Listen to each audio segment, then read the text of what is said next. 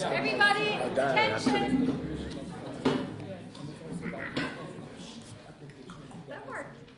So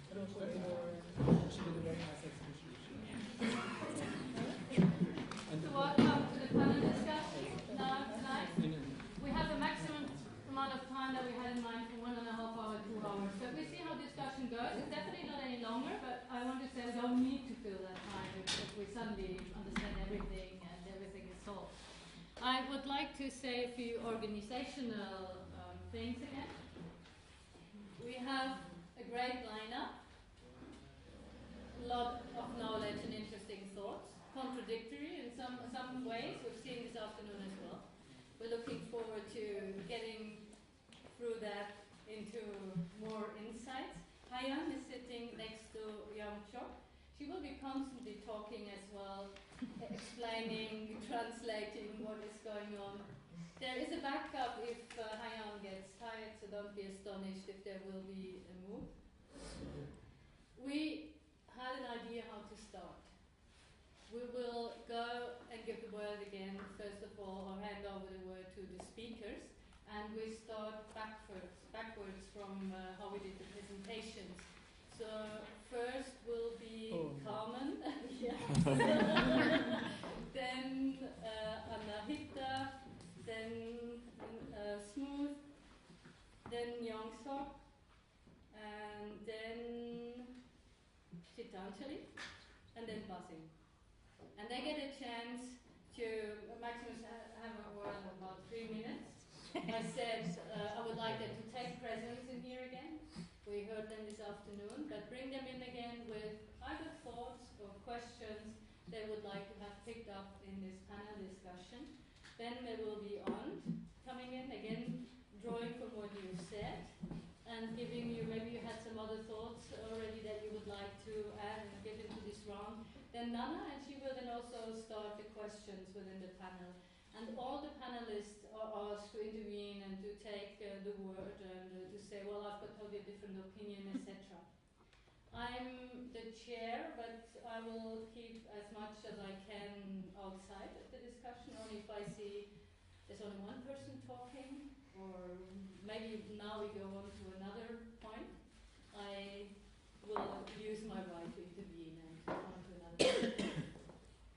Later on, you will be invited to come up with your own questions. That's exactly the right point. Okay. So, come. Thank you. I was not prepared for this, but I told you about 10 times. Now, okay, I will start with maybe answering your question about representation. Yeah. And it's The something process that of production process. yeah, I of was also representation. thinking about it because different things. I would be interesting to talk about the moving from the artistic work to the curatorial. Mm-hmm. You know, this shift in terms of representation, which we have seen also in your work with you. So you're working as an art, or before you were working as an artist? I still work as an artist. Still you're working as an artist, a curator. And also, I want to talk about this because I started an artistic initiative, Artisan Space in Sofia 3 years ago. So I have also this experience, and sometimes are these difficulties going these two lines. So not from my side, but from the side how this is perceived. I think some curators also like have difficulties that artists are shifting from the artistic to the curatorial and going back. I don't know what is your experience. Probably you are confronted with this all the time. That's just the conversation we had. Yeah, but for me it was interesting to see also your practice because it's also like in between. Thank you very much, Carl. So we're going to pick up that question. And I think you only wanted to hide the fact that you're so well prepared. No, this was just improvisation. So let's go to Anahita. I mean, what would interest me in talking or about is also like from when I was talking about my works, I I'm trying to make connections between different contexts in my work, and going from one place to with a concept, going from one place to another place, and see if this concept works in this place the same way as it works in the original place, like going from west to the east and back and forth. And what interests me is like, or what I think would be interesting in talking about also in when thinking about like the topic of the symposium, like hybridization and also traditions. Like traditions always sound so backwards in a way. And also, if I for example say I work locally, it sounds backwards in a way, because we're living in this globalized world and everything is connected. And if I say I work with local specifics, it sounds like I'm not connected to this globalization. But I would be interested in discussing the point is like how the local is in a way always connected to global things, and also like if we talk from a certain point of view, it's like that is always something local, I would say. So maybe talking about what is the awareness of that? Do we have an awareness of what point of view we're talking about from? So I think like even when talking about art notions, like is there a local knowledge, and is that something that is really as I said, is that a backwards thought, or is it actually a progressive thought? Thank you. I actually do like what you raised, but I'm going to move it in a different direction, and I'll want to respond to that much later. My question basically is what I want to call the pressure of art to reflect politics, because some of the questions Nanna asked was this idea that Anahita's work reflects politics. Your work reflects politics as humor. So for me, there's this sense to which contemporary art is viewed as speaking directly to politics, and the artist becomes a performance in the political arena. That is one. But I also like the ways in which Basim responded when he talks about the subtlety of his presentation. There's an underlying sense of politics.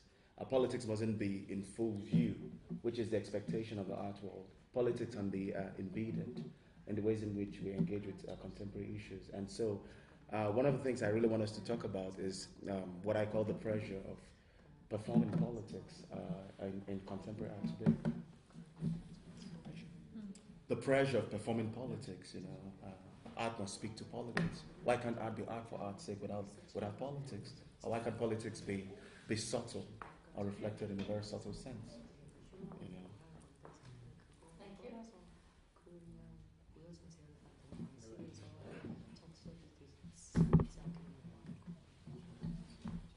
Yongseok?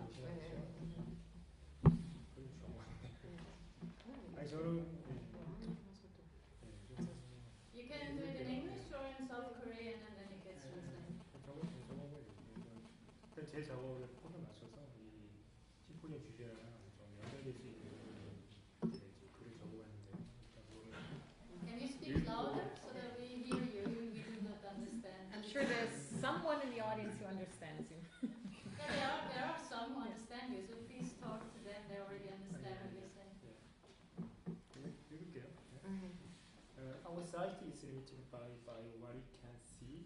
In South Korean, I ask you just address the topic in South Korean, and some will understand you, the others get the translation. 우리는 각자 볼 수 있는 것만 보거나 기억하고 있는 만큼만 그러니까 경험한 만큼만의 세계관을 지닌다고 생각을 하는데요. 아까 보셨던 저의 작업 듀엣이라는 작업에서 두 쌍둥이 자매의 어긋나는 기억 진술은 그런 사실의 일부를 간접적으로 이제 말해준다고 생각을 하고 있습니다. 그리고 그 반대로 모든 것을 볼 수 있고 또 모든 것을 또 기억할 수 있고 또 모든 것을 경험할 수 있다면 각자에게 주어지는 제한이 없다면 특정 세계관을 May I ask shall she translate? No, I'm listening. I'm listening because I have to make a summary for this in English. 네, 어떤 그런 특정 세계관을 구축하는 일이 가능할까 그런 부분에 대해서 좀 의문을 가지고 있고요. 그 보셨던 저희 작업 Without Ending이라는 그런 작업에서 끝을 연속적으로 연결해서 어떤 제한이 없는 상태를 이제 만들어 보고자 하였고요. 그리고 역시나 저의 작업 드라마 시리즈들은 어떤 특정한 시점이나 어떤 관점을 구축하기를 이제 거부를 하고 어떤 영화의 명료한 단선 서사나 영화 감독 1인의 유일한 관점과 달리 다중 시점이나 아직 구축되지 않은 서사와 같은 상태를 만들고자 하였고 어떤 그런 수많은 장면들이 조합이 되어 있지만 어떤 각각의 장면에는 제가 부여한 어떤 의미라는 게 없습니다. 다만 하나의 시점에 출발해서 어떤 증식 확장되는 그런 구조로 만들었고요. 그래서 어떤 각 장면에 부여되어 있는 작가의 의도를 찾는 대신 어떤 각자의 대로 보기를 제안하고 싶습니다. Okay. We have the tendency to think that we know that we know almost everything from what we have seen, what we perceived, and then through this point of view, we have tendency to construct our own realities. But as you have seen in his work, for example, in from Duo of the classic series, we see that this kind of notion of having the exact knowledge of our thought, the memory, is not working because our memories are not perfect. So he likes to raise a question about what we think, what we perceive, and how we going to push the limit in all these perceptions. So, and in this sense, he tried in his work of Without Ending, with all these ending cuts of all these films, he tried to push this limit of this kind of narratives. So there is no answer, but he tried to try to put the situation where there is no ending, even though there is an ending. So it's a kind of like endless way of putting the questions. And then furthermore, in the series of dramas where you have seen also in the settings of different kind of places in Seoul, in the kind of banal areas of the place, and then there he also furthermore he tried to set any certain kind of structure or perception.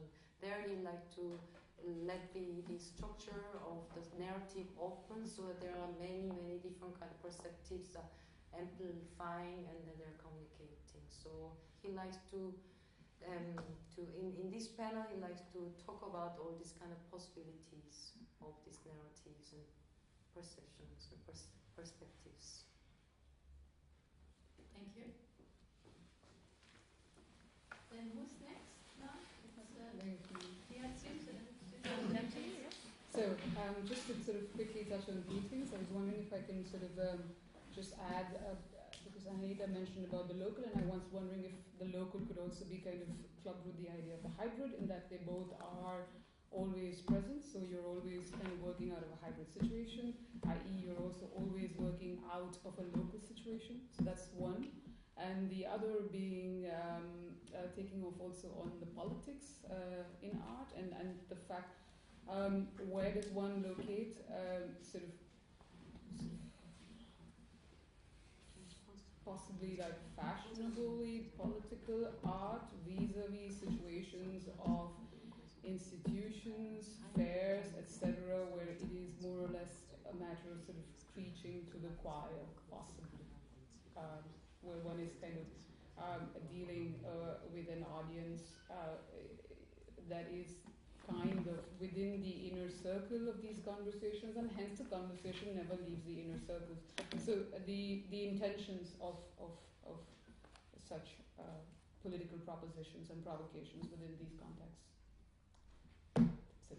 Thank you. I actually would like to ask the MA students here about how they see, because we today we have looked at several artists' work. I think almost everybody showed work that was somehow linked to their background, where they come from, their culture. And I'm just curious as to how MA students at a program in Zurich see that they could benefit from this, and how they perceive this, and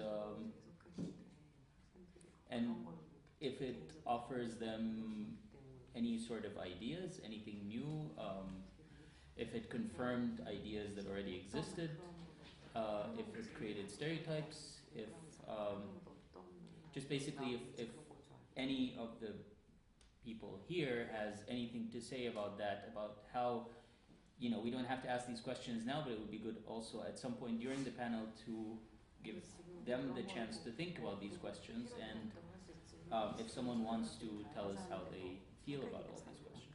Mm-hmm. It's a good thing to then when we open up. Thank you. So then, Arnd, and then Nanna, and then you will synthesize afterwards, Nanna, and you pick the question, and then we start from there, and we have all the other ones in line. The other counterpoint in the title, or in the subtitle of the symposium, was also tradition, an equally contested and in itself perhaps hybrid term as hybridity itself. And I was intrigued, and this was a little bit, I could also apply to other works. For example, the notion of science fiction in Magdy's, in your work. This is a tradition, if you like, of modernity, really, or modernity as a tradition. But I was, by Smooth presentation, intrigued. What notion, or does the notion of modernity in Africa for you play a role? Because this is very interesting. Not only the reference, of course, for example, you make reference to the Igbo traditional writing system, and perhaps other. It's a southeastern Nigeria, so it's not similar to Igbo. Yeah, I'm sorry. Yeah, it's good that you specify. But what about African modernities, especially at the break from the colonial to the immediate post-colonial?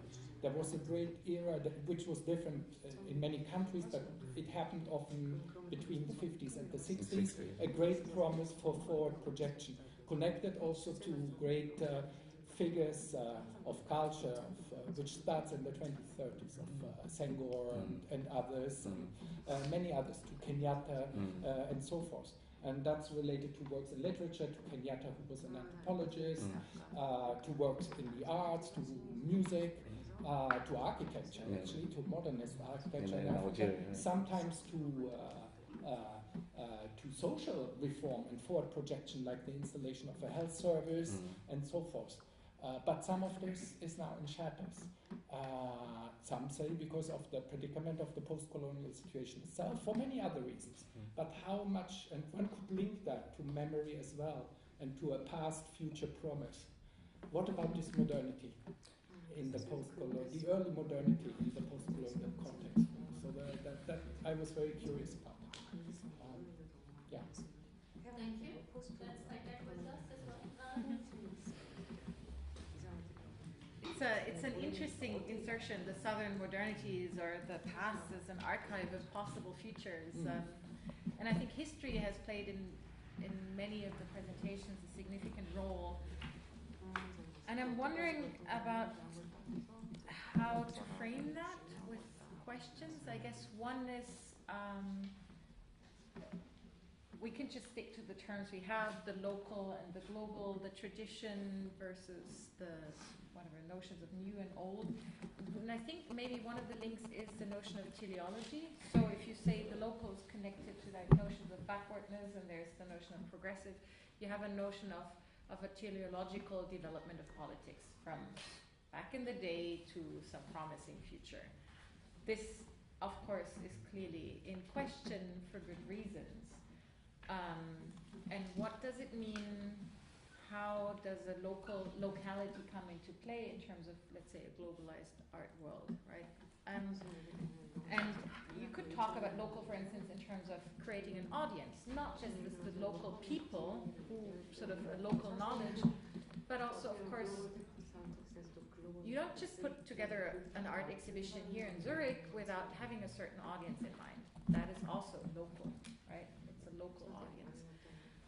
And maybe that is actually the prerequisite for an exhibition or a theatre piece or a performance to work, for that dialogue, for that interaction, that aesthetic experience to be somehow fruitful, whether political or not.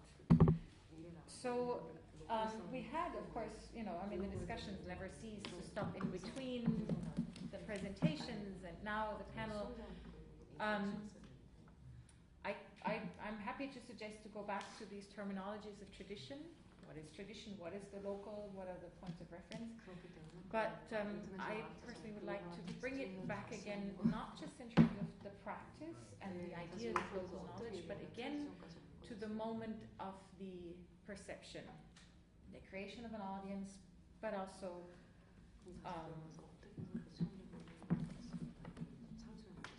what was the word I wanted to use? It wasn't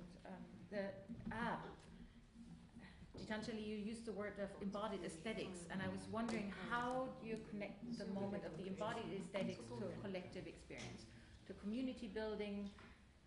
All of these things are always at play, even if we talk about, even if we think community is only, the peripheral, the other. That's when we talk about community. We can talk about it in a very specific sense in how, as curators or as artists, as theorists, as academics, as mediators, we create a connection here as well, right? So,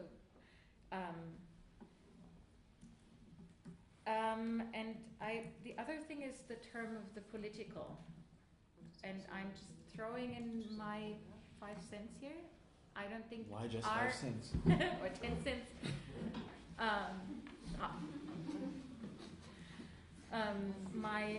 I think art is not in the service. I understand that the sort of the notion of the avant-garde in the art terms is that, or the art. A lot of the sort of contemporary art world thinks that they're the political avant-garde. What I would rather request is to think about what the term political is, not politics, but the political. And I do think that that has everything to do not the spheres of politics as the institutional spheres of politics, but the political as ideas of change, as ideas of involvement, and art plays a role in developing that term, that notion of the political, not as an illustration of a political agenda, not as in spelling out of political worldviews, not as the reassurance of showing a word that is so radical and therefore we are such political curators, but in using art as developing notions of what is the political and what could it be.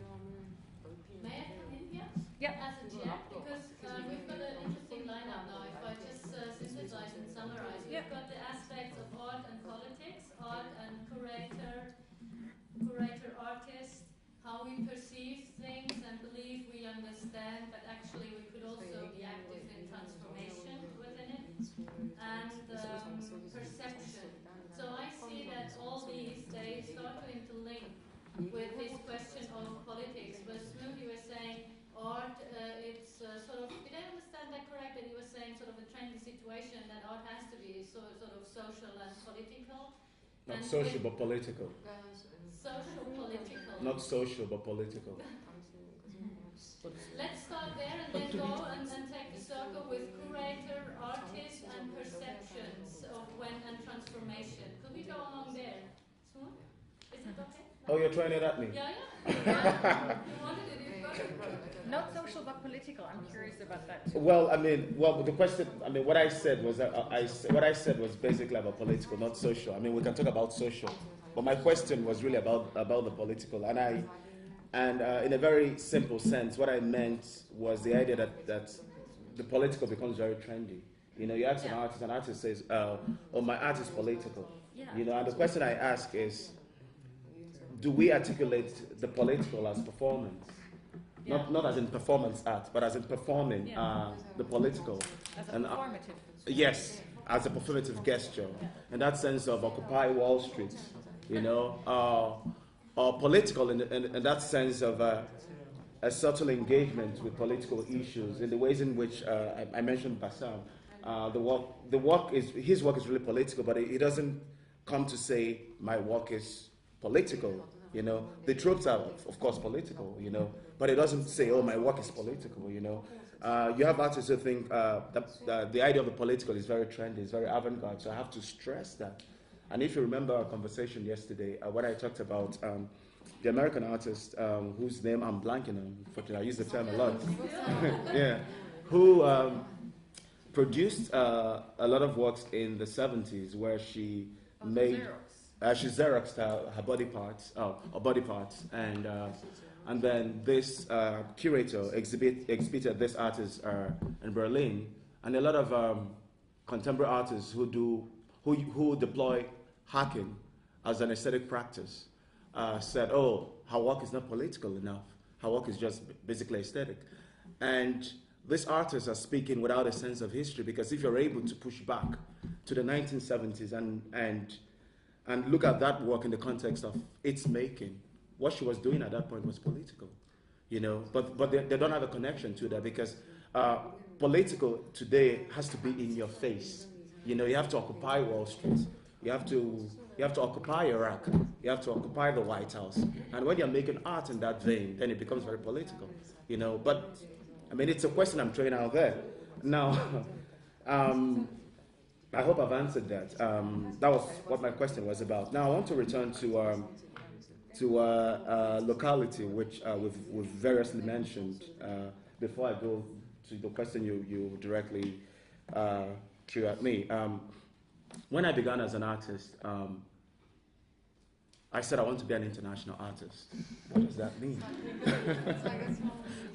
And I know we all ask ourselves that question. I want to be an international artist. Of course. The biggest art market in Nigeria is the Lagos art market. And there's a certain aesthetic sensibility that sells in Lagos. That aesthetic sensibility may not necessarily sell elsewhere. But if you're an artist who wants to survive in Nigeria, for example, you have to want to make art that speaks to the local audience. So in that sense, your immediate audience, which is Lagos, becomes that locality. Now, there's also the politics of representation, which was quite rife in the African art world in the 1990s, where African artists refused to be labeled. They said, no. If a Damien Hirst is an artist, then I'm an artist. You don't have to call me an African artist. So something has been deployed in that sense. And so the question, not the question, but my response to that is to say, one's point of view is one's locality. And that's what I tried to do with my presentation, where I said, I'm speaking to same, difference.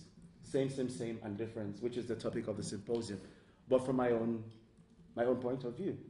So for example, Lagos is as international as Berlin, as New York is international. And if Hans Hack is operating from New York immediately is this locality. Is this point of view from which he engages the rest of the world. If an Emeka Obo is engaging Lagos as a site of interest and a site of aesthetic practice, Lagos becomes his way in which he reaches to the rest of the world. So Lagos becomes his point of reference. his locality in relation to the rest of the international art world. So I've been able to answer my question of wanting to be an international artist over time by understanding that one's perspective is really your basis of locality, but from it becomes a springboard from which you address the rest of the world. So locality is relative to it's just a position one takes from where you engage the rest. That's how I think about locality. Now to the question of modernity in the African context in the 50s and 60s, I tend to describe that moment, the moment of Pan-Africanism, which is the word you were looking for, which you didn't use actually, as the moment of high modernism in the arts. The moment when pioneer modernists across Africa were thinking about ways of dealing with colonial orthodoxy and a way of also challenging colonialism through the decolonization process. And so these artists began to look back to the pre-colonial past. You know, they began to draw from the trash, sort of a creative resources that belong to the classical traditions in various cultures in Africa. So whereas Boris Groys, the Russian theorist or art historian, would describe Western modernism as a disavowal of the past. You know, there's a sense of progression or progressiveness with Western modernism in the African context. Because of the colonial rupture, there was an attempt to recover the pre-colonial past as a way of forging a modernist aesthetic language. And so a lot of the artists in those high period of modernism in Africa did that in various countries. In Sudan, for example, you have the Sudanese artist El Salahi, who had a major retrospective at the Tate this summer, looking back to an Arabic Sufist tradition, and then drawing upon Western language through the Parisian modernists, the Picasso and his group, to create a new vocabulary of modernism in Africa. You find that with Gerard Sekoto in South Africa, with Ugochukwu in Nigeria, for example, or with Gitanjali in Senegal, for example. They try to look at what inspired the Parisian modernists, which was really Africa, and then going back to those indigenous resources and trying to formulate a new aesthetic vocabulary. So in a sense, I tend to draw upon that legacy in my practice, and I know several artists do that, even when they don't make it very obvious. Now a question to throw the ball somewhere else. For someone? I mean, what this brings up in this little short closing statement I was talking about. So what art are we talking about? The making, the exhibiting, the reception. You could also say we could talk about art in terms of its institutions, institutionalized structures and spaces. We could talk about art as an economy, but we can also talk about rules, codes, and language. And that brings up the question of translation. And I mean that in the broadest sense. Many of you have worked with translation between different media, right? Like sort of translating from painting to moving image or backward. But we also talk about the question of translating what you said, what the Iranian American, I think, artist based in Berlin, Azim Faizabadi, is calling the project reloading images. So what happens if you take a certain visual culture from a place and put it in a different context? Do people understand? Do they get it? Do they miss it? What do they read? It doesn't have to be just language. It's quite perception and understanding. And I do think that I'd like to bring that in just as a... Who is answering the question? I don't know. Yongseok and... yeah, there. See, that's a process of translation that was why I wanted. No, because I do. It's an active. Yeah. Yeah. Would you like to rephrase that question, please, Nanna? It wasn't the real question, so I give you a moment, and while I try to put it as a question. I was kind of following you, but I kind of lost track. Yeah, that's totally fine. You do it hard work. No, so like if you could repeat again. I was wondering about the role of translation in all this, not just in terms of local knowledges and global knowledges, in terms of, let's say, the economy a globalized art economy, but in terms of various aspects, and since you're doing a hands-on process of translation. That's already a lot. Yeah, but I don't know what the question is actually. Lots of questions. Let's have a remark. Yeah. 그럼 뭐 Translation processes. 떠나서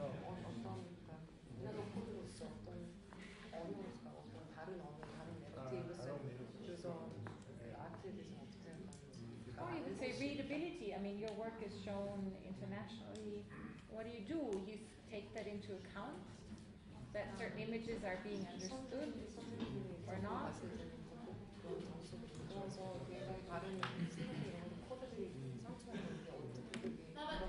Then we come back to Smooth's point also there, no? Where you're saying you always have a certain locality from which you work and you relate and connect, if I understand. Yeah. And I would like to hear your response, remark, or ideas on that.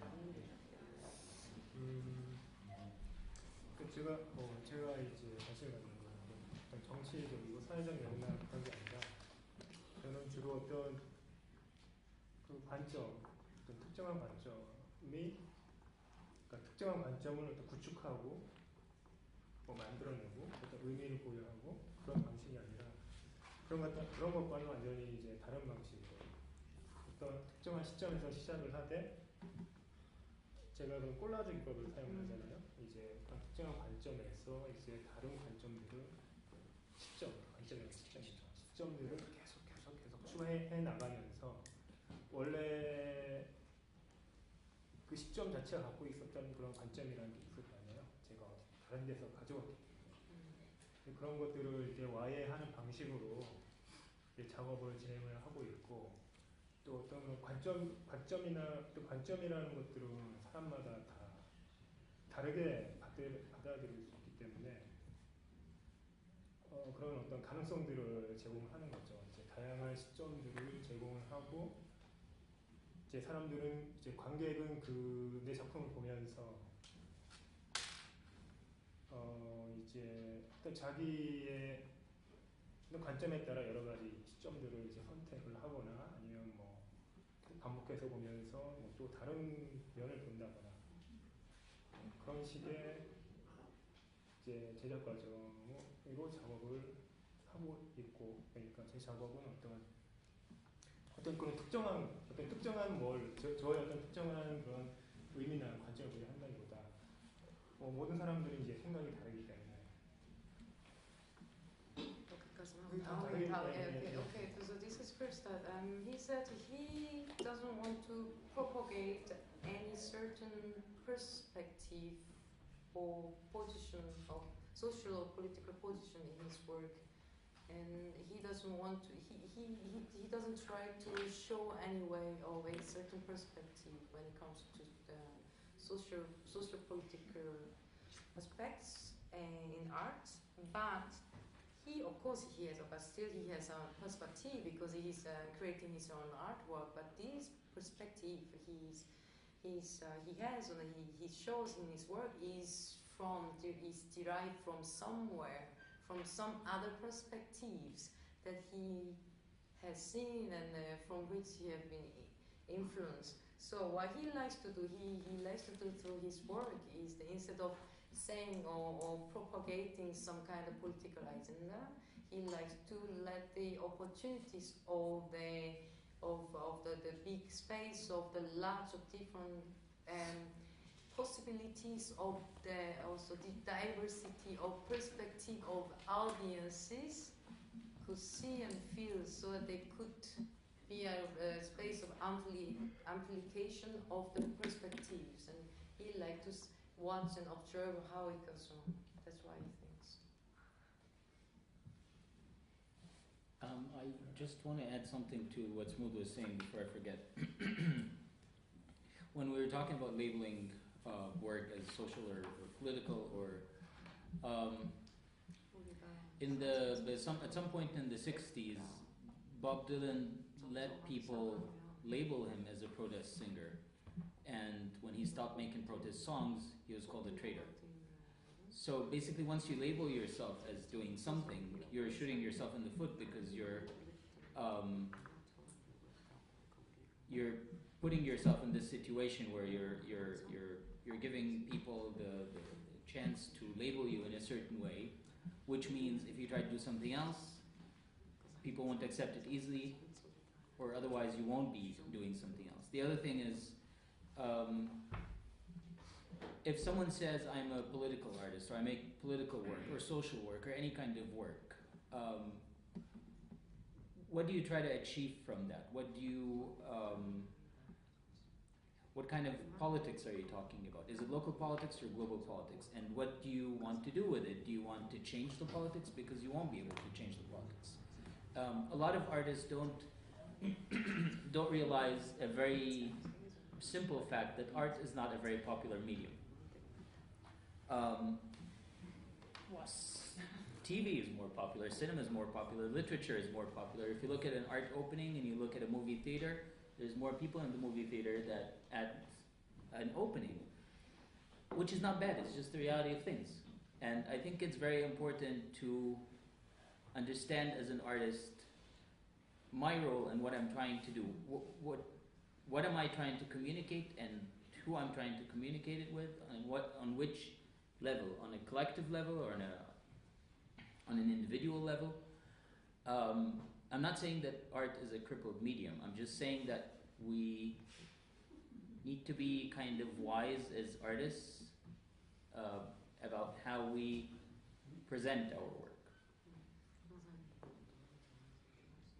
Sorry, I burst a lot of people's bubbles. No, but I disagree. I would say, I think in terms of, I don't have numbers, but I'd say art definitely is, a creator of fashions and an immense way of accumulating symbolic capital and monetary capital. And I don't know if it surpassed, like, let's say, the economy of the cinema in terms of it being looked at. Cinema and the arts are talking so about changed. the economy. Yeah, but you said it's and I wouldn't call We're it a talking medium. about the audience. Can I weigh in quickly? There was this at the City Biennial. There was this conversation, this heated exchange between Robert Starr, who created the Venice in 2007, and Ugochukwu-Smooth, when Robert Starr said 1968 was this very epochal moment that changed the world. Oh, okay. 1960 there were protests in the U.S. There were protests in Europe. There were protests in China. And Ugochukwu-Smooth has now said, in 1968, where do you think I was? He asked Robert Starr, and Robert Starr looked at him. You were in Nigeria. He said, I was in Biafra fighting a civil war. So again, back to the point of view, which we're missing now. So an artist from Egypt talks about how he thinks about his art and the irrelevance of what people understand as political art, because you are shooting yourself in the foot, which was exactly the same sort of question Enweza asked Robert Starr. So 68 was a big issue in Europe, for example, or in the US, for example. But the big issue for Enweza in 1968 was the civil war in Nigeria, and not the protest movements going on in the Western world. So it's very important we understand point of view as one's locality, rather than forcing this hegemonic understanding of art or what art. Okay, what do you do with this belonging living in Basel? Does that undo? Is it an opportune thing to say, okay, Well, locality. I tend to think of locality as one's point of view. That's what I said. Locality. It's a point of view. It's a point of view. So rather than thinking of locality as space is part of that point of view. Space is part of locality, actually. But I want to think of locality as one's view of one perspective of one's being in the world. That's how I look at locality. Can I bring that to Gitanjali? Because I was saying, you're talking about embodied aesthetics, and I was wondering how that brings into the collective, because you're talking also about food, and I think it's very fraught with all kinds of politics, talking about food, I guess, in terms of community in India. It is. The only thing vis-a-vis is the embodied aesthetics. As I've already mentioned, there are a lot of things that I wasn't being able to elaborate because of just time constraints. But the idea of the embodied aesthetic is that you carrying it on you. So consequently, it's the idea of carrying it on you is that it kind of also slows you down. And this goes against the grain of the sort of economy of velocity and visibility, which is kind of, it is the economy within which the contemporary art circuit sort of survives and thrives. It is the economy of visibility. So where are you visible? Which biennale, which museum, which place? So the embodied aesthetic, in a sense, goes against that grain. It is a process of slowing down, as it were. Now this is, of course, theoretically speaking. We see how it goes, but just to sort of respond to that. Also,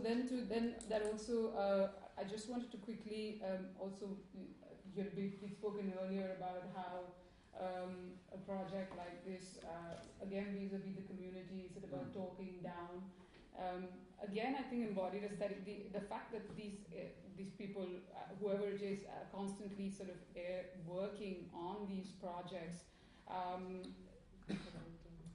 had already kind of pointed out before, just kind of in the passing, that this is not a process of, there is no sort of, it is an evangelical process, there is no kind of proselytizing, so one is not trying to convert anyone or to force things down people's throats. It's just a proposition, and also these propositions are developed through engagements over a period of time. It's a 1-year project, and every month it changes. Just again, in relation to what I mentioned with regards to the sort of the visibility aspect and the velocity of contemporary art, I just wanted to again bring it back to relational aesthetics, which we spoke about, and connected to the idea of politics in these places. Because again, what is the significance of doing a project such as that in a gallery, giving free food to people who are visiting the gallery, preaching to the choir, as it were. And again, of course, now there is, it still needs to be verified, but we just spoke about this earlier again in our break. The fact that Tiravania just did something at the Venice Biennale where he was serving food again in a palazzo, but apparently this time he was charging people for it was $200. Now I would be interested in knowing where this money is also going. So there is, one doesn't want to say anything. Maybe he's putting this back towards the community, so I don't know. But nevertheless, there are questions to be asked about making such propositions in galleries, which is why when we decided to do the project, it was necessarily outside of the gallery, because, I do find the position of politics within such spaces questionable. I'm not saying that art has to always be political. We've spoken about that. It could be art for art's sake, but I do find the position of politics within such scenarios very questionable, because it is already feeding sort of this complete behemoth of capitalism. You're talking about politics when your works are selling for, I don't know, formidable sums. I find that complicated, but at the same time, I find you mentioned the Occupy movement, and I think that could possibly be a paradigm, because when we look at art, and if we're just going to say, okay, this is art, and hence that cannot be, when you also spoke about art not having any reach, political reach, yes, of course, when we look at the sort of conventional wisdom of the art that has been passed down, but if we were to sort of start looking at it as an expanded field of philosophy, of life, then of aesthetics, then it could be that these approaches could be seen as aesthetic projects, which in fact do have a direct impact on our future imaginations. I don't see why they cannot. I don't see why aesthetics cannot. Within the current scope of what we're speaking, of course, it isn't possible. We've known historically there is no genealogy of art as having affected immediate political situations. It is again sort of incestuous in that manner. But if one were to look outside of it, why not? Perhaps the opposite is true, that art has been affected by the political. Yes. Of course. Yes.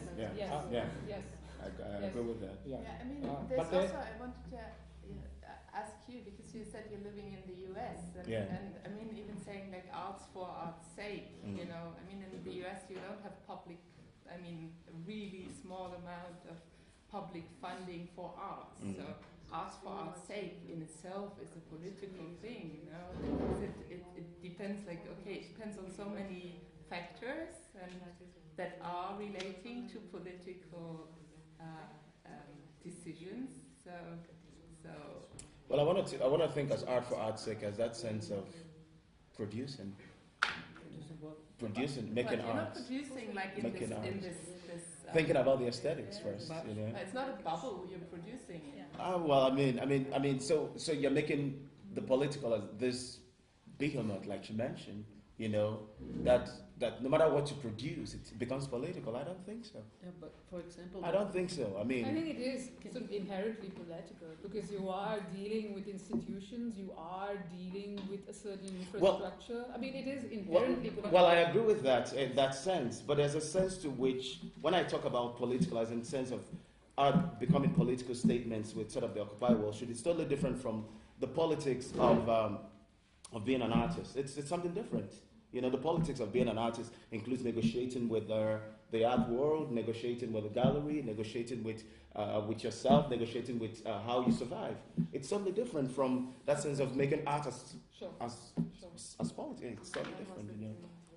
Well, I mean, it's not like, I think it's always relating. I mean, it's not like this is the ideal situation that I sit somewhere and create something just out of, you know, whatever comes to my mind and not relating it to anything. That's like, I mean, you're always relating to the situation you're in and you're dealing. Well, we talk about different, as you know, when I talk about the political, I mean something that has not yet arrived. It's something that, it's not the performance, it's not the label, it's not the institutions of politics, it's not the politics of art as an institutional structure. It's the political as something that has to do with aesthesis, with aesthetics, with perception. It has to do with something that is to be developed. And you can give it a different name, because I do understand it's very fraught, as every language we use and the codes we use. So I would say that community work, like that isn't necessarily clearly defined as art, is also partaking in that developing something that is yet to come. For me, it comes, and there's a distinction, a terminological distinction between politics and the political. And that entails something, but we don't have to agree on the term, because I do understand, and while I came to the arts through my political work, and I'm still, you know, invested in that deeply, I see this avant-garde, like this claim of an art world to being the political avant-garde. I've quoted that, like Bifo, Franco Berardi, who says, curators of the world unite for the coming insurrection, and people say, yay, and I'm like, are you serious? Do you really think you're like the political avant-garde? People writing in contemporary art publications about that they are developing, that the political institutions have failed, that they have to bring forth, and they quote something that has developed in the 90s as of a new kind of exhibition practice and a new kind of artistic practice. But what they do is they treat it as an inherited right and a lineage that they somehow sit on. They think transgression is their middle name or something, right? Something that they stand for, and not something that needs to be developed in unknown ways, and maybe ways that are not defined yet as art, or that are not defined as political. But maybe, because I mean Yongseok has a point in saying that, I guess in your refusal of using the term for your work, it's because it's fraught. It's fraught with also being contextualized. You know, if you work in a way like what is the political? So maybe we can come back to the term of the tradition. Also very fraught. I don't know.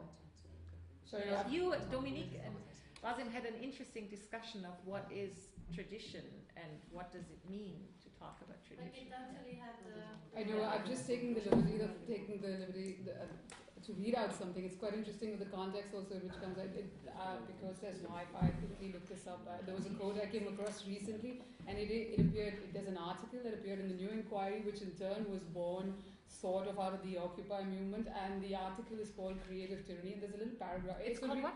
The article is called Creative Tyranny. Creative Tyranny. Yeah, there's a paragraph in there which was kind of Sorry. Easy.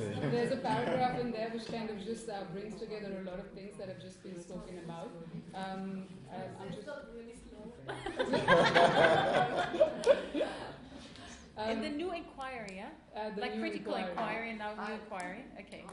The new inquiry. New Inquiry. It's a sort of yeah. And Where is it published from? in the US. Oh, the US of all places. That's fine. In the US. Hush, hush. Please go on. It says just to quote one passage, it says, but because artists are celebrated by capital for their seeming independence from it, they are liable to become confused about the social role they play. They think being above wage labor gives them automatic solidarity with those who want to abolish it. They think they are fellow travelers when they are running DOMs. Right. Let me just give you an instance with that. Because the artist Ugochukwu to produced a recent video which she calls "The End of Everything," which is a critique of capitalism, and she's attacking capitalism, which feeds her, and because she wants to be seen as a politically engaged artist. You know what I'm saying? As an artist who's politically engaged, but at the same time, she loves capitalism. She's represented by capital, So the question is, where do you draw the line from blatant hypocrisy, and what is the fact among artists? That's the bottom line, And so when I say there's that pressure by artists to perform the political, but it's because of the ways in which the artwork make certain expectations of the artists, It makes certain expectations. So my work must speak to the political, It must speak to the wrongs of Iraq. It must speak to the wrongs of capital and all that. I'm not saying those things are right, But I'm just saying that there's that pressure on the artists to represent to that, to speak to that, even when there's nothing the artists can really do in that sense. But why? Why? I wonder if it's a sense of inherent sort of guilt Maybe it enhances your market value. So of course, no, Yeah. that of course. That But could I'm be. wondering. Yeah. And I'm just saying, the artist mustn't. You're welcome. Yeah, I mean, in Father fact, was just just in saying you had a relation to that, question to this. Do you remember? You had a question to the audience. Well, if they wanted to respond to it. Do you remember? There was a lot of questions. But I mean, that was when you came up with this. I mean, the question was you described that there is a pressure Yeah. that Can the I artist has mention to. something? Who wants to say something? Come in Yeah, and say, well, it's only enhancing the I want to make a market. point. Talking about the political and the pressure, actually the market pressure. Yeah. So I'm starting to think there is this Croatian conceptual artist Mladen Stilinovic and also Gross. So Gross was writing an essay about his work because he developed the idea of the laziness. The laziness. The freedom of the laziness. Okay. The freedom of the laziness. He was talking about the Eastern European condition before '89, where was this condition of not market pressure. Yeah. And so, Having time. having time and not to produce, and even if produce, not to produce to the market. Yeah.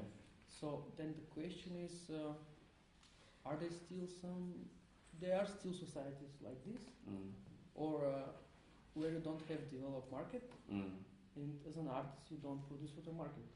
So does it mean that you have more freedom? Your question mark. And then you can make, if you make something you call political, doesn't make more sense than making something you might put it as a political in a market system, where it also at the end you sell it. Yeah, so you destroy your politics. Complicated question. Yeah, and it's a very interesting, complex question, which I can't answer. You can. Thing is, as an artist, I can't answer. So you have to put yourself between these. All You have to things. negotiate, Yeah, of course. I mean, I agree. You have to negotiate, but the point is, what I fundamentally ask as a question is there's a pressure, and a pressure to perform the politics. I mean, it's something I have to deal with, not only in my practice as an artist, but as the way I as a curator, the way I engage with artists as well. So I'm speaking from that perspective, and I don't have the answer. But on the other hand, you know that the American abstract art is also political in a sense because it was used by the it was invented for a purpose. Yeah. Yeah. So it was against socialist realistic art. Yeah. So at the end, even it's an image of Rothko as a political. I never said they were doing art for art's sake. I didn't say that. Yeah, so I didn't say abstract expressionism was No, but art for you art's know, but again, after this experience, it's very hard to put art out of the political at all. So that you know that you say, I'm an artist and I do work only on aesthetics. Yeah, but what is this is not possible. But that's not what I'm saying. Actually, what is only aesthetic? That's not what I'm saying. So That's what I'm saying. like we've got a lineup of questions and positions, and now it would be interesting to hear from the panel. We're shut up. Remarks or positions, and then engage. Now we can relax and calm.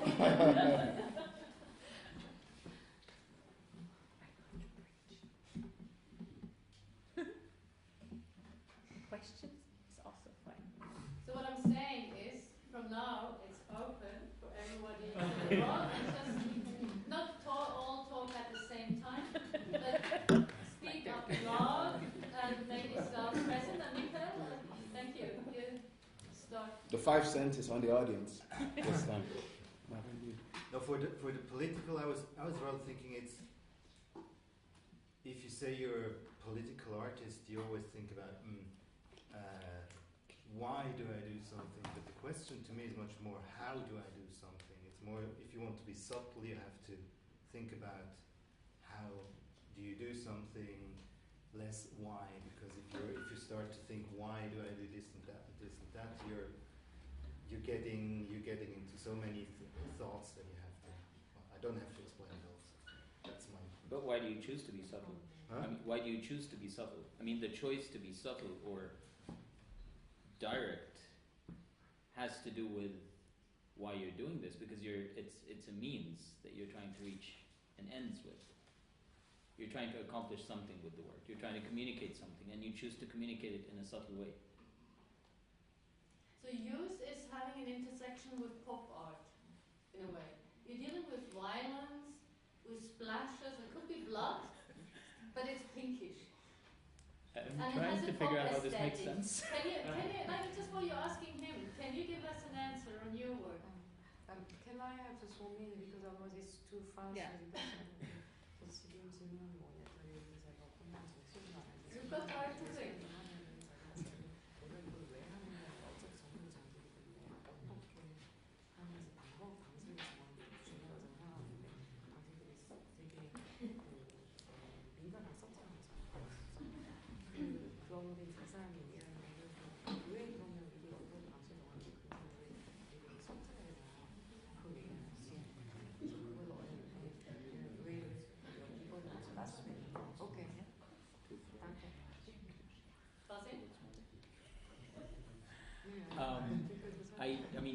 I don't want to. I mean, I would like to hear Michael's opinion on this, because he's the one who said that I can talk about why I choose certain things, but Let him hear us I want to hear what you like, because you were saying it's how, not why, but I think the how leads to the why. I mean, you choose the how to get to the why. You choose how to do something because you want an end product, let's call it, or something to reach a certain point at the end. So why would you choose to be subtle? I choose to be subtle. I like subtle work. So I'm not like, I'm totally with you. I just think that it's important to know why you're doing this. I personally do it because I like to leave a certain kind of space for people's intelligence. I don't like to tell them, even when the work is, in the few cases that I made work that's obviously didactic, I try to have a twist in it that it doesn't become just didactic. There's something that intrigues you and gets you to ask yourself questions. So that's why I go for subtlety. But I know I'm doing it.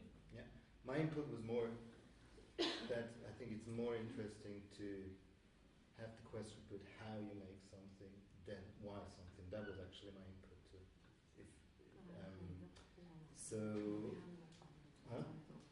And then the thinking of political or politics.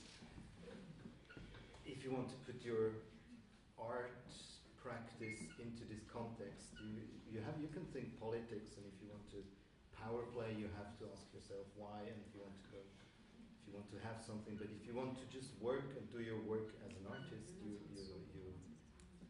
you better think how than why.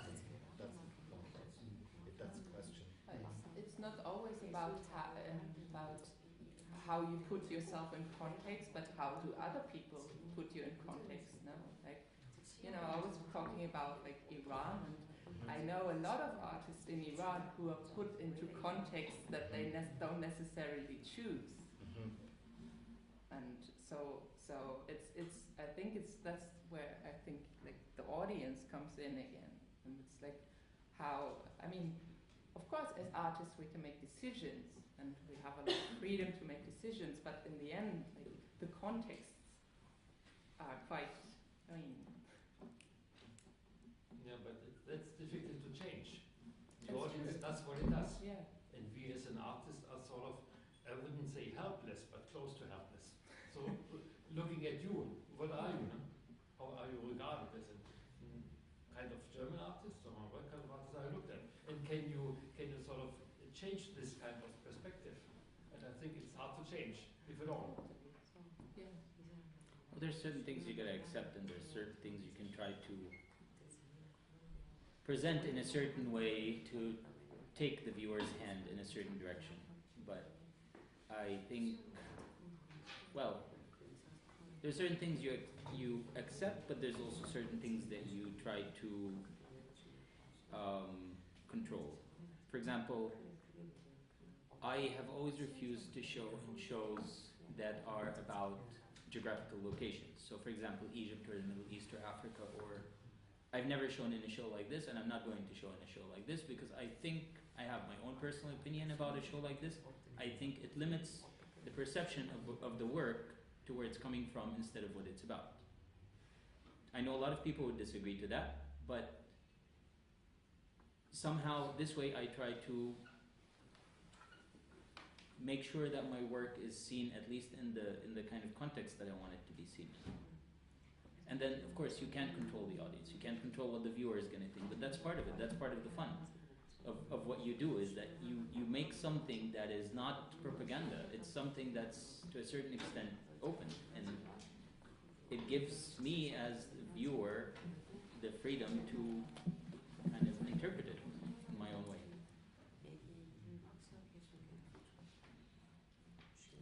But it's not only the artist and then the viewer, like there's the institution in the middle also. Not in the middle. That's true, but you can choose which institutions you work with. Maybe you can take an influence to the certain form, because you can try to change the institutions, whatever. If they're doing a certain show that you don't like, you can start a discussion with them, and either it's gonna change their mind or not. Do you think it's the institution that creates the way your work is being perceived? She said that. I was responding to what she said. But sometimes, yes. Of course. There is an institution, there is a curator, there is an artist. I think oftentimes an institution dictates the way in which your work is seen. Whether we like it or not. And of course, it's also more about where the money coming from the institution is coming from, and where the funding for this particular show is coming from. And I have a question. Do you think that political art has another impact than visible politics, which by news, internet, like all we already see of what happens with it? Are you asking a specific person? No.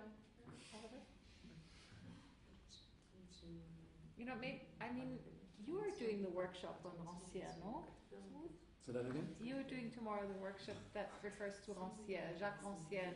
I'm like, maybe it's not such a, but I mean, his way of, I fall in and out of liking Rancière, but he does have a valid point in saying that art and aesthetics are related, and art and politics and aesthetics are related, and that the way aesthetics and the way we learn to see the world, the way we learn to perceive things, has everything to do. Worldview. It's in the term worldview, right? The way we see the world, and seeing is learned through aesthetic experiences, and art is part of that. It's not the only way, but it's certainly one way of enabling us to perceive things differently, not necessarily within language. Yeah. You brought in this with you said no politics. Knowledge package and the artist of having a name, of transforming things. You talk about your work as being an amplifier for things. Even you distance yourself from social, political issues. You still say you more talk along that line of experience, maybe? Or you were heading towards perception? 그러니까 특별히 정치적이라고 말하지 않지만 정치적으로 이렇게 딱 찍어서 얘기하면 그걸 가지고 다양한 시점들을 제공하는, 그러니까 증폭시키는 거를 어떻게 되는지를 보는 관찰하는 입장이 그런 얘기를 들으면 지금 여기서 맥락이 있지 않냐. Okay, ich habe Ihnen erklärt, aber nochmals kannst du mal wiederholen die Frage At auf the Englisch. beginning, you brought in the question of perception on things. You can only see what you perceive. So there's the possibility of transformation. I would like to know your point of view on this question. 이런 가지고 아까 말씀하신 것처럼 그거거든요. 그러니까 모든 게 우리가 다 알고 있다 생각하지만 그렇지 않죠. 관점이 많은 데서 지금 다시 돌아가서 어떻게 다시 생각하는지. 다른 질문을 드리고 싶어요. 궁금한 거.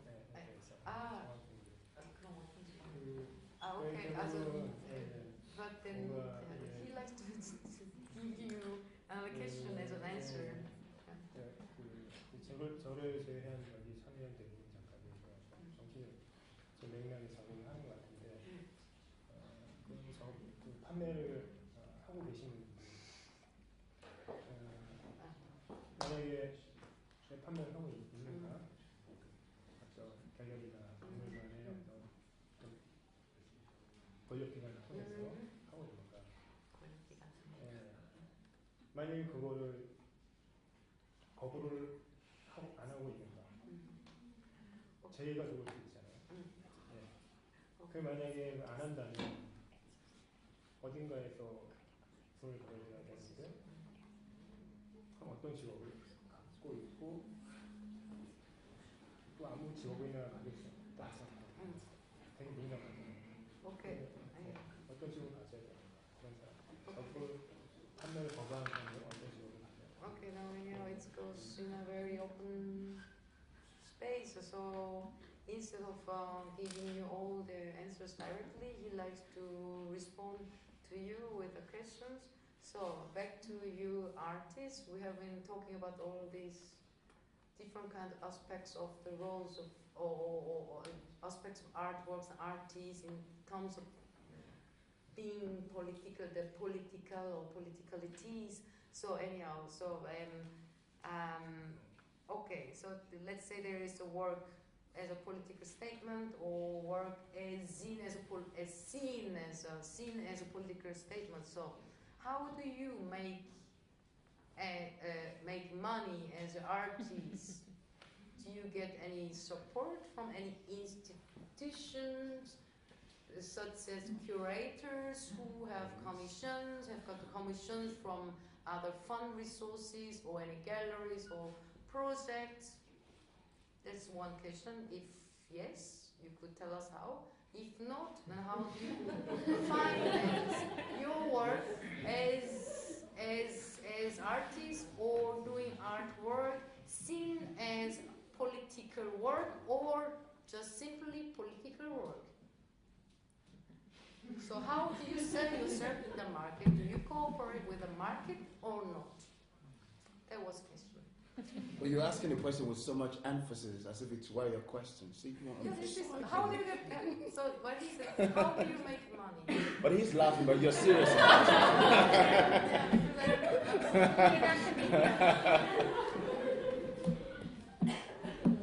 One possible paradigm which sort of works is sort of moonlighting as an artist, or moonlighting as a profession. I mean, sorry? Moonlighting is something else. Making your money elsewhere. It's I mean, it's not a new paradigm. What is moonlighting? As in making your money elsewhere. Drive taxis.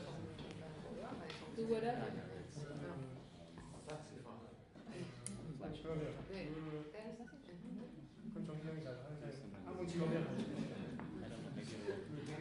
How do you make money as an artist? That's the question. People are looking at moonlighting.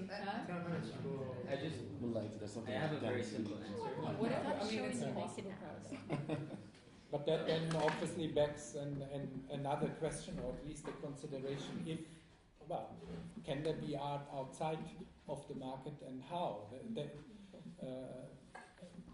This would also lead to something else than perhaps a sort of reissue of the Hans Hake type of institutional critique, which is of course a perfectly valid and important sort of proposition in its time, and it's precisely valid for that circuit of very defined circuits of art and institutions.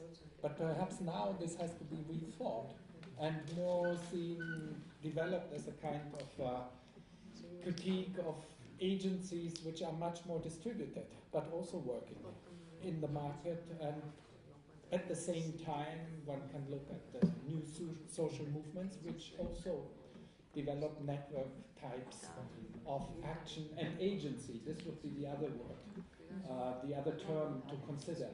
What kind of agencies are there? And, well, actually, if you then start thinking, you could enlarge this with theoreticians like Bruno Latour, or from anthropology, Alfred Gell, of distributed agency of objects and of the post-human, of the Anthropocene, of the sort of impact we have on the environment, but also beyond.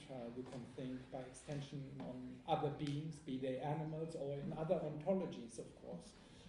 You can think in different ways about it. So there's a whole body perhaps now of criticism also developed, which can be placed, if not outside of the market, parallel to it. I don't know, I just throw it. Well, I think the idea of institutional critique is very sexy.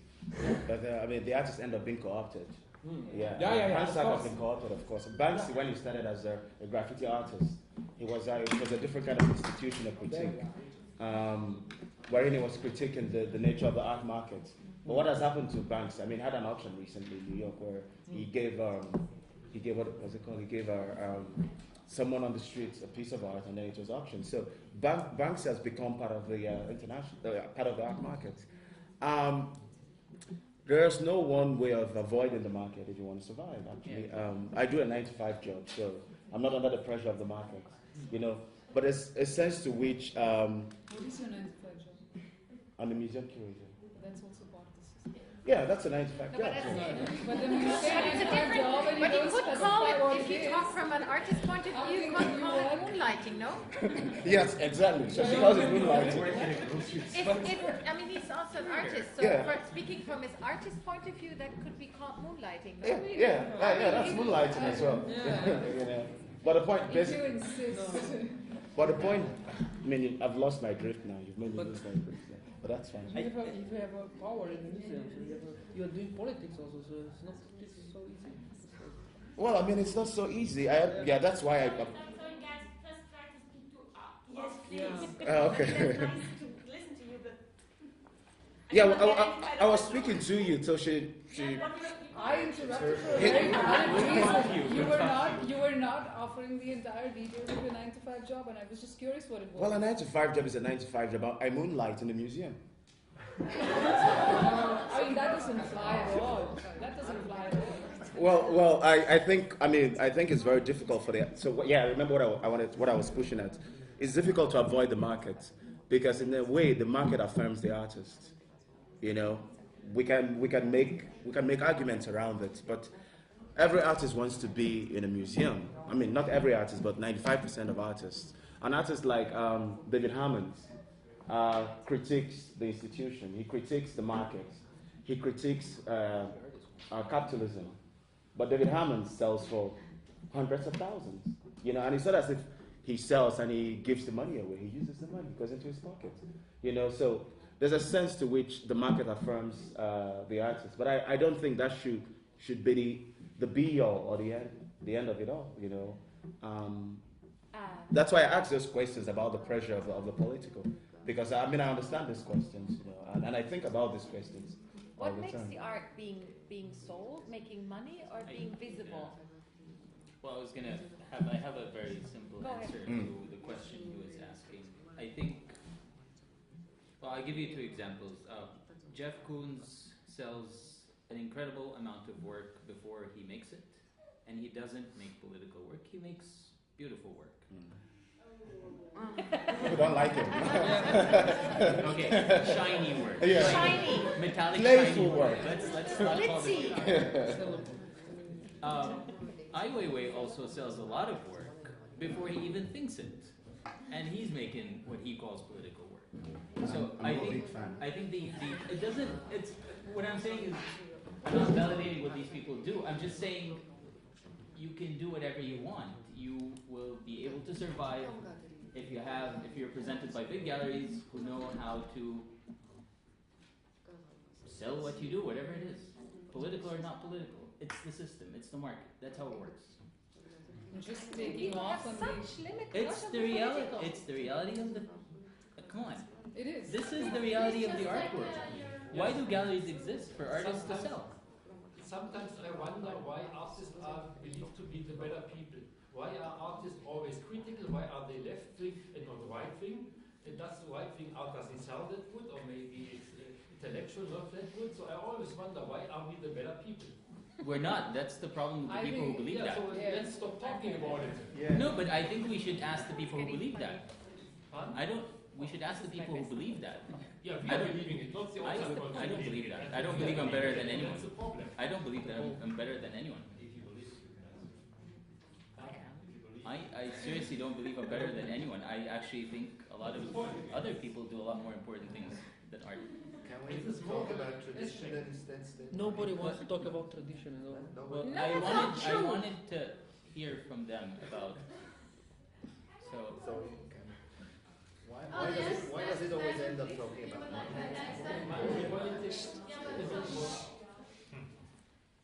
Context. Yeah, I like this discussion. It's interesting how it is about institutional or non-institutional, and just enjoying it. Also because, well, I didn't want to say anything else to that. I like money means, of course I'm going to think of how to work in a capitalist system, but I am not totally agreed that I have to serve that system. I am not agreed that I have to, because who the money, as people that do have the money that decide what the system is, as the Western world, for example, that then therefore the art of China has to become westernized. So I'm also not very agreed that money is in the end the thing that decides what is art. Also, for example, Jeff Koons, just because of his auctions and stuff. I'm in a way then more I am interested in this subtle way of. But yeah, no, I mean the examples he brought in is also these are factory. These are not just artists, but they're artist names that are actually standing for whole factories. But this is like Olafur Eliasson. It's a whole factory of people executing. But also, it's interesting to think where are these people living and where they're producing. So then, if you look where they're living and producing, isn't capitals where the capital actually is. So you cannot have Olafur Eliasson is producing in Berlin, for example. Yeah. Or you have Jeff Koons living in New York. Several studios, no? Yeah, so you can have Jeff Koons producing in Africa, for example. It's just impossible. Yeah? Why do you think it's impossible? Yeah, why do you think it's impossible? Because of the where sits the capital. Yeah? No, you can produce in Cape Town and sell in the European market. Alan actually lives in Nigeria and he sells as much as $1 million. So, I mean, he lives in Nigeria. He doesn't live in New York or London. But where's his gallery? His gallery? Yeah. His gallery, of course, is in the West. Yeah. But he sells well in the Nigerian market too, but not as much as he sells in the West. See, that's what I was saying about this being the reality of things. Yeah. I mean, The market affirms the change artist. this. Yeah, the market affirms the artist. I mean, we can't run away from that. Yes, but I wanted to know, what if you could say you have a secure income, you don't have to worry about it? Is what makes the value, is it visibility or is it really the sales value? Isn't ultimately, that's why I would like to come back to this question of audience and therefore also the question of translation. What if you had somehow managed some, secure income so you don't have to worry and you can produce your art? Wouldn't it still be about being seen, being exhibited, whether you're being paid for it or not? And I think then if that happens, then you have another set of questions. Not just are you recognized by the international art market, but how does that visibility work?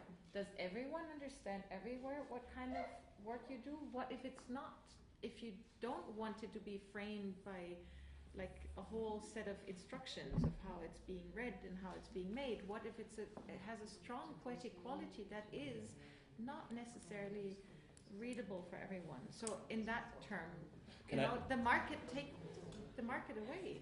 No. Let me just weigh in. What I may say may be controversial. I don't know, but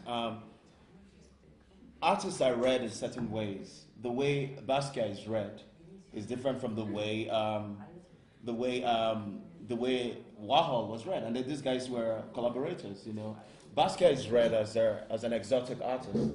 And when Basquiat died, his father, who passed 2 weeks ago, spent a lot of money. Not money, but time, because he was an accountant, authenticating every work that was Basquiat's, and the value of Basquiat's went up. Of course, Basquiat's association with Warhol and his former relationship with Madonna played a role in the way the market received him. I don't think the art audience really has anything to say. It's the structure itself that makes an artist successful or not. I don't really think it's the audience. For example, in the museum, when you want to do a show, so, for example, the Smithsonian, the Museum of African Arts, the first criteria that crosses the mind of the curator is what artist has been sanctioned by the market, which the audience will recognize immediately and come to see the exhibition. MoMA also do that. They look at artists who will draw in the crowd. And the artist who draws in the crowd are artists who've already been sanctioned by the market in a certain way. Maybe, yeah. I'm looking at the time. Highly interesting discussion. Bar situation is also nice, or someone totally against it. I still want to know what they think about this. So I'll give you the last 10 we'll make a minutes, line up please. Basim, it's yours. What was it? I just want to know how relevant this whole thing is for MA students in the University of Zurich. The fact that you have seen works by 6 artists, I think all of us showed a certain connection in our work to where we come from or our backgrounds. How does this, do you feel like this benefits you? Does it make sense? What does it give you? What does it say to you? What does it do to you? A lot of our MA students are already practicing artists. I know that's also why, because they're practicing. That's why I want to know. Yes, exactly. So not in an educative sense that I try to take that part away, but I'm curious. I'm the one who's being practice. educated now. Yeah. Yes, exactly. Hello. I think they're all looking for something else. This is ongoing, people coming and looking for something exciting that we're not. Well, the Basim, what he was referring to is very interesting, and it's going back again to what Yongseok was saying earlier. in the way you already understood them. I mean, that's something I also experienced. Sometimes I'm talking about something, and afterwards I realized nothing came to the receiver. And I wonder sometimes why. And I mean, that's then the communicational part, where one starts to get the feedback, and you say something, and then one starts to realize what the other one is, how the other one is looking at things, etc. So I think it's that kind of question. I don't know. I think I see the whole thing as a huge struggle between all this notion. Actually, I cannot decide if I want to be one day political and the other one not, and it depends a little bit on. I see the question more temporarily in some ways, and I also accept the fact that sometimes it just I don't succeed in what I'm doing. I mean, if it's bad or not, I don't know. Sometimes I just maybe more come to the point, and maybe I can talk to people or just try to. I can get this moment when I have the feeling, okay, this person understands something, but sometimes not, and I think, okay, just here work again, actually.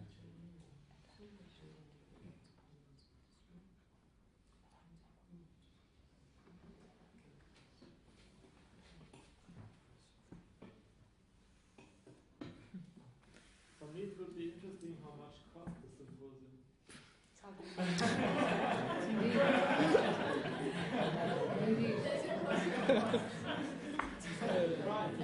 Look at us, we're expensive. Maybe your artwork is more expensive. And now it would be interesting to take that question and then think further. So why? Why would that be an issue for you? Because you would rather like to have this money for yourself, to spend it and to live as an artist, or you would prefer other artists and speakers that they show up and they're not getting paid for what they are doing, or is it alright if they get paid, etc. I would like to know your opinion on this. It's a very interesting question that you raised. And let him, I would like to get Maybe it's also really hard to already impose certain answers, like in your speech, like you ask the question and you're like, is it that or that? Maybe. No, maybe. Yeah. No, but yeah, it's an interesting question. Yes, maybe. Come on.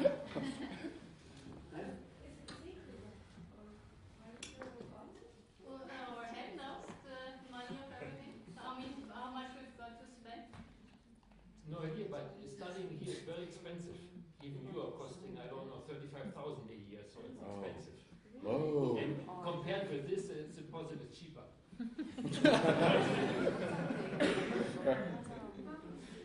I can't give you the numbers, I don't know it yet. But for me, the question is interesting too. How much money is spent to create a canon, which is this, what happens here for me. They try to exchange and to find out a certain specific thing which leads into a canon, kind of. And this is what the question is for me. Yeah. Do you think that discourse, that the difference? I mean, most of us haven't met before. You think that's creating a canon? Somehow, because it's happening there, and it's me listening there, and Oh. maybe a little bit is involving somehow, a bit, but only a bit. So it's more like I try to understand all the positions. I have a lot here, and I'm from here, so there's a lot of things I try to be here and there and there and there and there. And a lot of my attention. A lot of my attention goes to this part as well, not to the art, to your work, to the political of each position, but to all of that.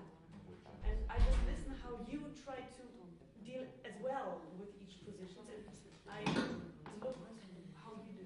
I mean, I would, maybe it's just a misunderstanding the word. I would say that's the last thing that we're partaking in creating a canon, that I can guarantee you. We can't even create a canon.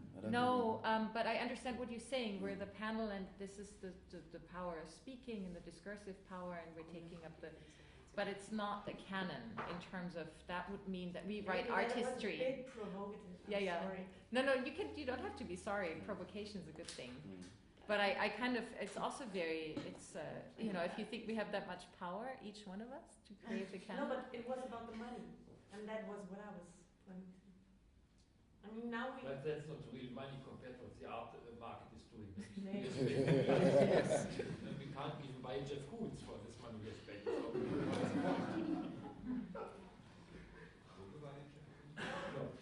No, but it's true. I mean, you know, we're part of an we're part of an educational institution. The questions of what should it be? What should art studies look like? What do you want it to look like? Right? I mean, your question entailed that it's a critical point that you want things to be differently, or maybe just to be, just to sort of throw in that, is it worth it? Shouldn't we do something else? So what kind of art did you take? I think for me the value of bringing people from disparate backgrounds to Zurich is I think I'm learning something in the exchange as well. It's not just you who sit over there. I'm learning a lot from talking with everyone here. But I think the value of this event is not only this sort of exchange of people from different cultures. I mean, you have someone from India, someone from Nigeria, someone from Egypt, and if you brought everyone from Europe, the language will be basically the same. The ways of seeing things may basically be related, you know. But we're weighed in from in different ways. I mean, he's from Eastern Europe. I mean, he's not from Western Europe. So. Well, the first thing is that you almost all speak in English, and that almost all of you guys are part of what you call the international art context anyway. So, and also here in the audience, you have also people with different cultural backgrounds. I don't think I'm really skeptical of this cultural background thing, but yeah, you have also people who are from different countries here in the audience and who work in different contexts. So for me, this kind of question is a little bit schematical, and then for the rest, I think we have to see it's more on a personal level. You know, like you have a bunch of people in front of you. First, you try to understand why these different people are on this panel. What is the link between them, or what should be the link between them? Does it make sense, or what would the sense be out of them? And then you try to find out which positions or which questions that are mentioned here that are very diverse, for me a little bit maybe too diverse, can personally interest me. And I'm not sure that these personal interests that I can find have to do specifically with your passport, you know? No, of course. I don't mean it in that way. I'm just saying the idea of having people with different experiences coming to speak with people with different experiences as well. Because I know not everyone here is Swiss. I know people who are from different cultures as well.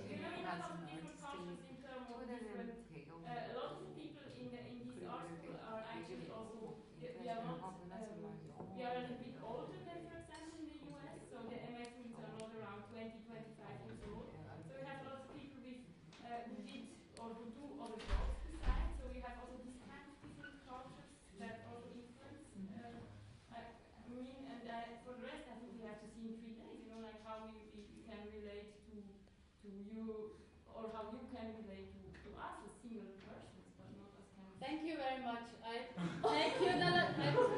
will comment on it, but I take your point of view as something that is sort of a closure and that we then go for the bar. It helps me to conclude and say again why we're doing this. And I think we reached the best point of all. Everybody's completely confused, everybody totally shaken, everybody only having big questions. I mean, if you really want to think, and if we really are interested in things, that's where we should end up, because otherwise, why spend time on anything? Let's think about something. Good point. No, hey, hello, I want to. I'm talking to you. You're exactly right. I think that's also what I heard from this different point of view here. That's totally not about only where you live, passport, etc., etc. But the interesting thing is, at the moment, there is a paradigmatic shift. I mean, no serious stakeholder within the art that I've been talking to is saying that's not the case. So that's something we should engage in and we should talk about. And that was sort of the aim of today, to place this on the table and to raise these questions. And I heard a lot of different opinions on that, not a canon at all. The canon that you may have thought came through the intersection of people starting to talk about the same, not you, Bettina, I'm referring to, about certain issues. You know, that suddenly people start to talk about the same issues. When they were talking from different perspectives and they were saying completely different things, which I found very interesting. But I'm longing for a beer, dancing, and I welcome you all to join us. Let's say, Heiko, where are you? Yeah, Well, show us where to go. To the toilet, etc., etc. So let's meet downstairs outside. In 10 minutes we go off all together. Yeah. I'm looking forward. Thank you.